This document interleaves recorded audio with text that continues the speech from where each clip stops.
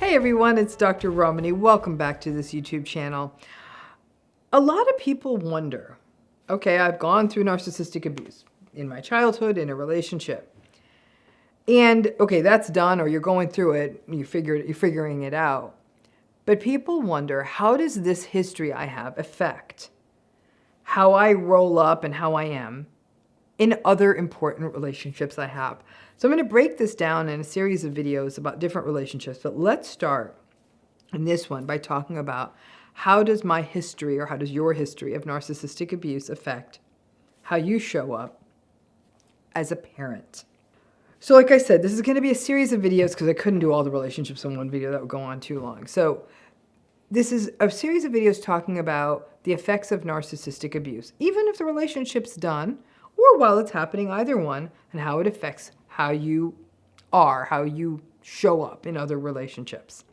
In this particular video, we're going to focus on how you are as a parent. And I got to say, this is probably one of the biggest ones because it's so impactful. If narcissistic abuse happened to you when you were a child by a parent or caregiver, because you endured the invalidation and the theft of identity and the theft of self that comes from having a narcissistic parent, you may already see quite clearly what the effects are. If you are co-parenting with a narcissistic person, those overlaps, there'll be similar effects to having had a narcissistic parent, but also some others, and I'll show the differences in this video. So one of the greatest fears of parents who they themselves have experienced narcissistic abuse when you were a child and you're a parent now is that you don't want to raise a narcissistic child. And we've talked about that in past videos. So if you don't want to raise a narcissistic child, what do? You raise them with consistency and empathy, compassion, presence, patience. You let them experience disappointment and learn to regulate themselves and feel bad when things don't go the way they want. You teach them that they are no more special than any other kid, that like all kids, they're special because all kids are special. It's a balancing act. And it's all about ensuring that your child is securely attached and feels safe and secure, protected from trauma. You got that, you do all that, you're good. But when a parent has been through narcissistic abuse, so when you as a parent have been through narcissistic abuse and other relationships, you run the risk of overcompensating, of perhaps trying to be too present, perhaps even suffocating the child. As a parent, you may focus on validating every single thing the child says, or bubble wrapping them in an attempt to keep them safe. Keeping a child safe is not the same as ensuring that a child feels safe. Keeping them safe, you could lock them in the house and never let them out and never let them experience a single risk. I suppose they'd be safe, but it's not good for their social and emotional and frankly for their cognitive development. But they may be quite safe. Raising a child who feels safe is raising a child who trusts themselves and feels that they can express their needs and feelings and emotions and wants, and that it's okay to do those things. And they may not always get what they want, but they know that they won't be shamed for expressing them, and that they know that their caregivers are consistently available and invested in their well-being. Then the child feels safe in the world and can focus on their own development and exploration. But when a parent has been through their own narcissistic abuse, there's a real risk of you trying to do and be everything for that child that you didn't get when you were a child. And while some of that may be great, it may be that once again, you're subjugated. As a child, your needs might have gotten subjugated to that narcissistic parent. So it becomes second nature to be subjugated, to be always in service to the other person in any relationship, including with your own child. You or as a parent may be so focused on not doing what your parent did to you that you may miss that you're repeating the cycle by giving of yourself in such an extreme way to your child to the point of utter exhaustion. And you aren't doing your child any favors either, because it sets a precedent that parenting or a primary relationship, you're teaching your child that these kinds of relationships are about the other person being completely sacrificing. Now, when you have been through narcissistic abuse, you may also doubt yourself as a parent. After all, narcissistic abuse, by definition, means that we doubt ourselves, our decisions, and everything about ourselves as people. And parenting may actually be the single most high-stakes thing we ever do in our life. If one or both of your parents are narcissistic, you may not have a good place to turn to get parenting information.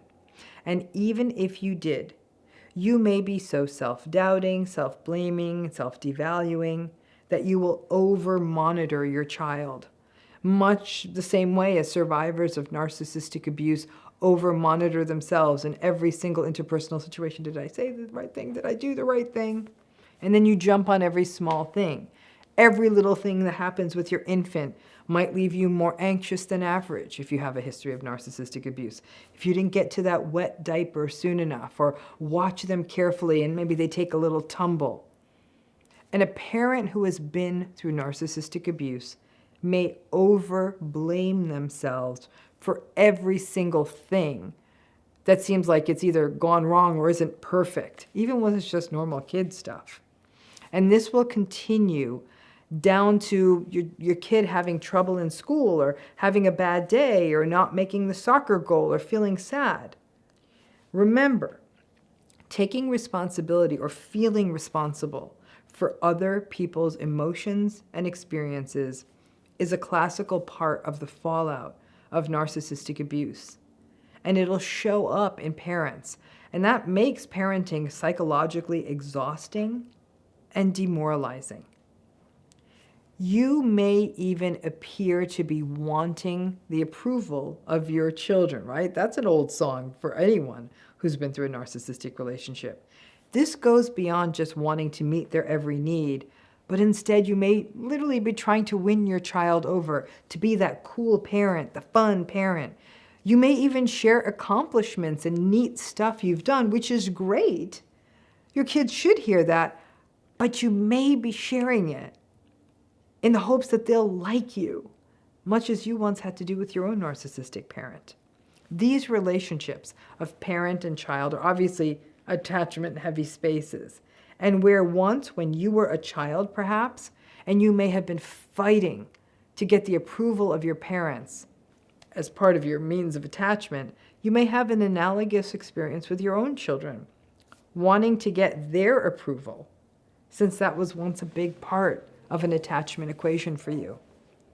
However, another thing that may happen, not always, certainly, and not even often, but can, is that if you did have your own experience of being parented by narcissistic parents, you may find yourself getting more impatient with your children than you want to be. You might be snappy. You might find it difficult to tolerate the stuff of kids. Some of this may be a throwback to what you experienced in childhood. It may also be a sort of saturation that you experience, especially if you're having to continue to deal with other narcissistic people in your adult life. And that constant need of a child, because that's children always need, right, may bring out strong feelings in you. Narcissistic abuse, whether it's current or past, can leave a person feeling forever stretched thin. And we may find ourselves sort of less patient with ourselves, with pets, with stuff going wrong at home, and with children. And listen, we don't have that option with the narcissistic folks, and that strain may show up in other places. This is less frequent than the other stuff I've been talking about in this video, that sort of exhausting yourself trying to be the perfect parent to your child piece, but it does happen.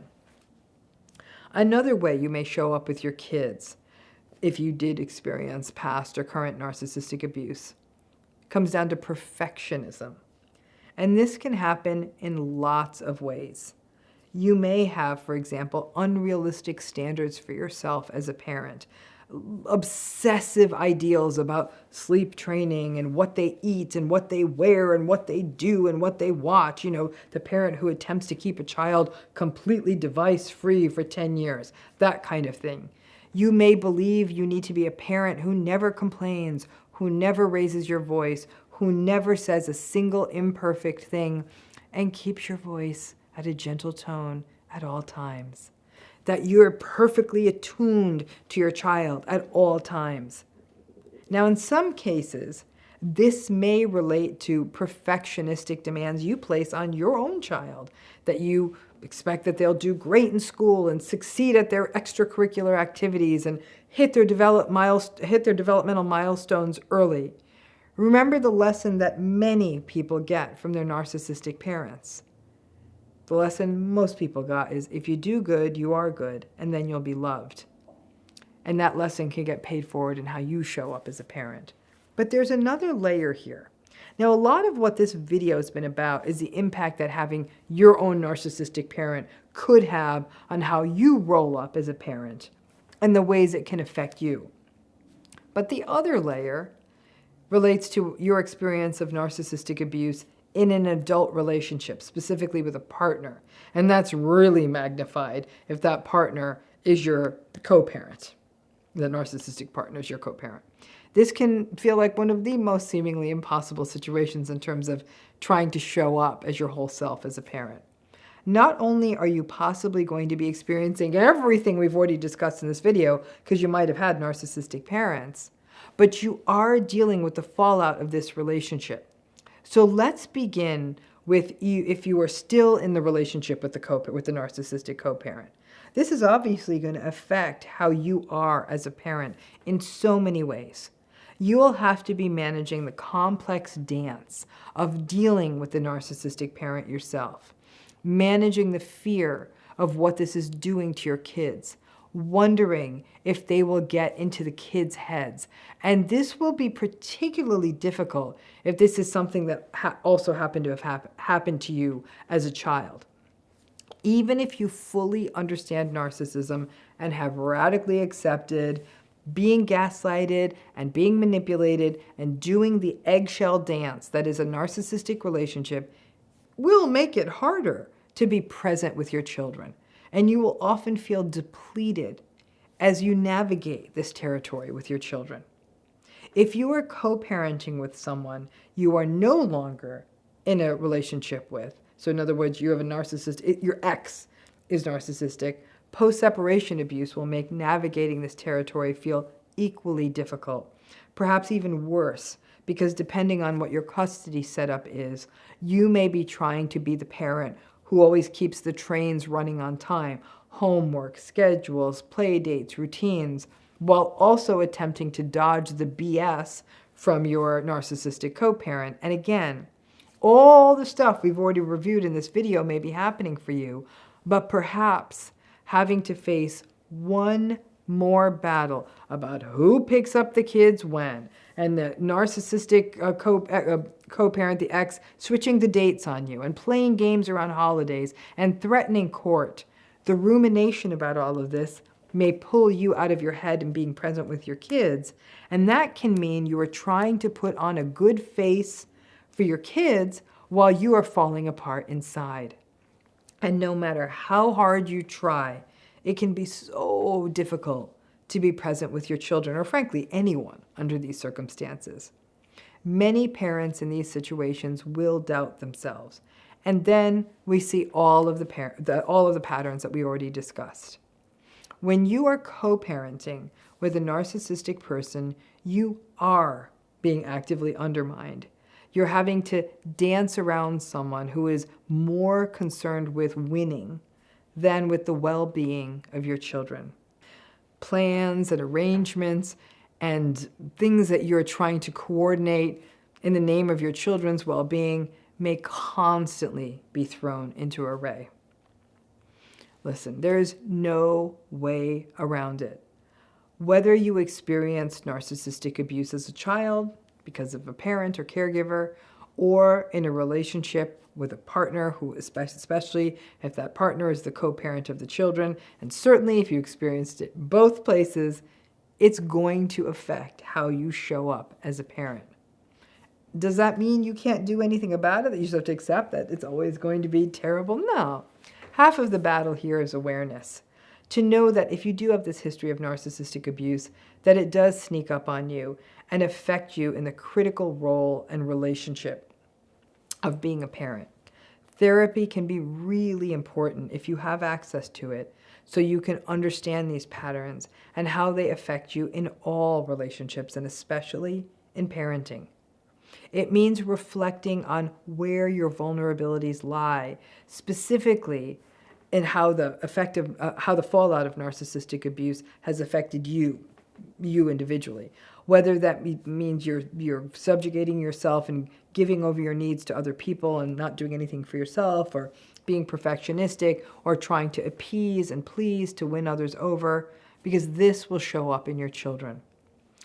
Exploring parenting resources can be useful, whether that's reading, classes, courses, or even consulting a specialist could be useful. But keep in mind, a lot of parenting resources do not account for the impact of narcissistic relationships on you as a parent.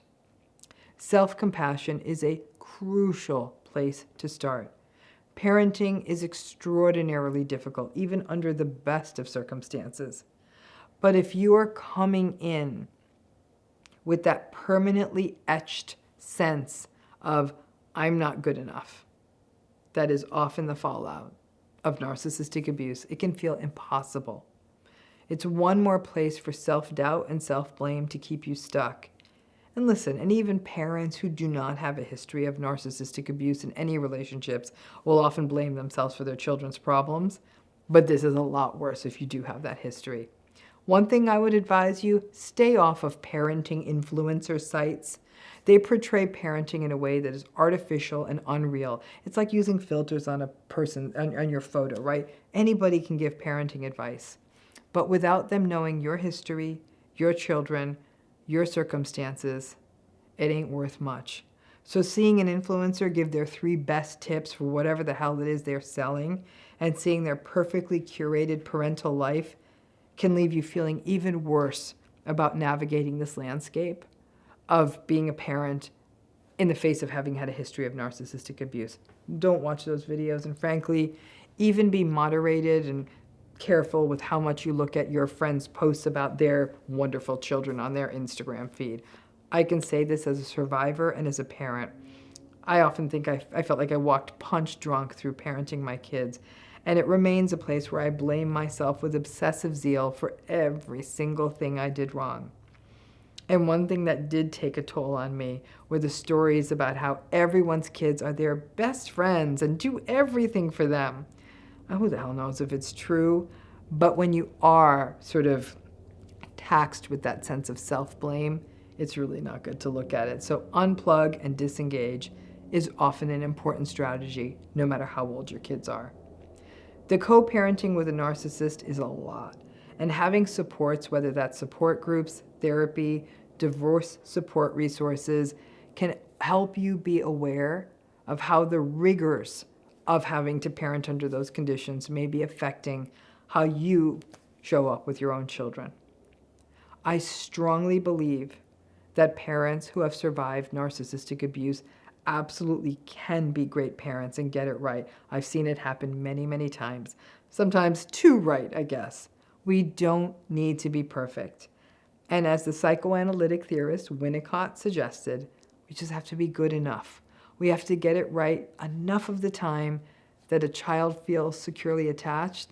But those mistakes we make, that's where our kids get to learn to regulate and figure it out for themselves too. And again, all these kinds of tough issues, take them on in my new book. Very exciting, comes out next February, but you can pre-order it now. The link is in the video notes. I hope you check it out. Thanks again.